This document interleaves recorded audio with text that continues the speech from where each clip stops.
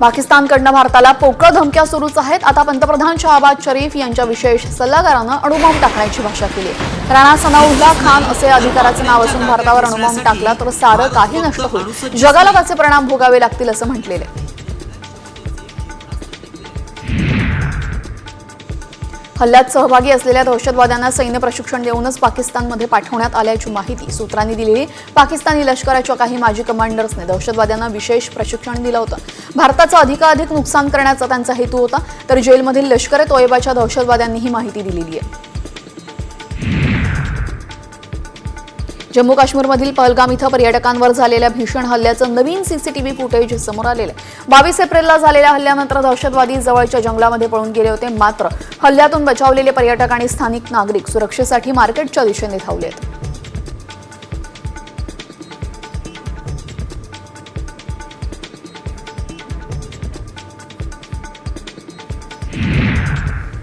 Digital पुराव्यांच्या आधारे पहलगाम हल्ल्याचं गूढ उकळणारे बैसरन मैदान आणि आसपासच्या परिसरामध्ये सक्रिय असलेल्या मोबाईल फोनचा सविस्तर डेटा एनआयच्या हाती लागलेला आहे। 15 एप्रिल ते 22 एप्रिल दरम्यानचा हा डेटा आहे आणि या माहितीचं विश्लेषण करण्यात येणार आहे। यातून हल्ल्याबद्दल महत्त्वाचे धागेदोरे मिळण्याची दाट शक्यता आहे।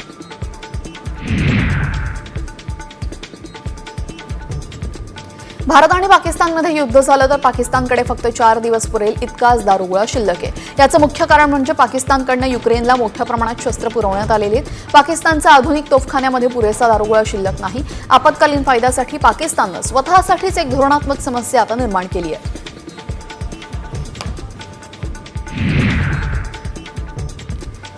भारत-पाक तणावाच्या दरम्यान तुर्कीची युद्धनौका पाकिस्तानात पोहोचलेली आहे। भारताच्या नौदलाची ताकद पाहून पाकिस्तानचे पंतप्रधान शहबाज शरीफ घाबरले असून त्यांनी तुर्कीची मदत घेतली। त्यानुसार तुर्कीची युद्धनौका TCJ ब्युकाडा कराचीला पोहोचली आहे।